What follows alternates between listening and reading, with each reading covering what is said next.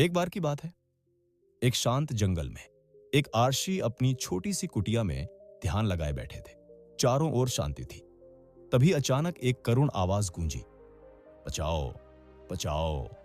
ऋषि तुरंत ध्यान से उठे और कुटिया से बाहर आए। उन्होंने देखा एक छोटा सा चूहा जमीन पर पड़ा कराह रहा था। आर्षि ने दयालु स्वर में पूछा, क्या हुआ पुत्र?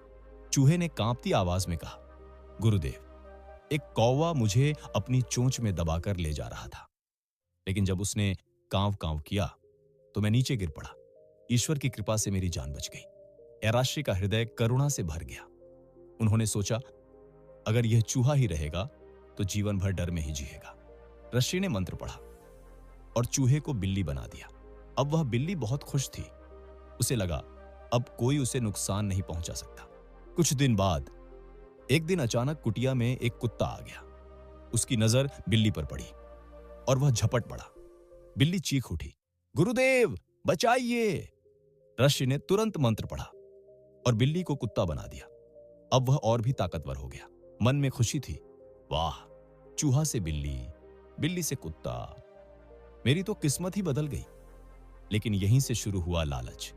कुछ समय बाद उसने सोचा, अगर मैं शेर बन जाऊं तो मुझे कोई डर नहीं रहेगा, सब मुझसे डरेंगे। वह अरशी के पास गया और बोला, गुरुदेव, मुझे शेर बना दीजिए, मैं किसी को नुकसान नहीं पहुंचाऊंगा। दयालु ऋषि ने फिर मंत्र पढ़ा और उसे शेर बना दिया। अब वह जंगल का राजा बन गया। लोगों को डराने लगा और उसके मन में घमंड भर गया। एक दिन उसके मन में एक खतरनाक विचार आया, अगर मैं इस आर्षी को ही मार दूं तो कोई नहीं जानेगा कि मैं कभी चूहा था। वह मौके की तलाश करने लगा। एक दिन ऋषि ध्यान में बैठे थे।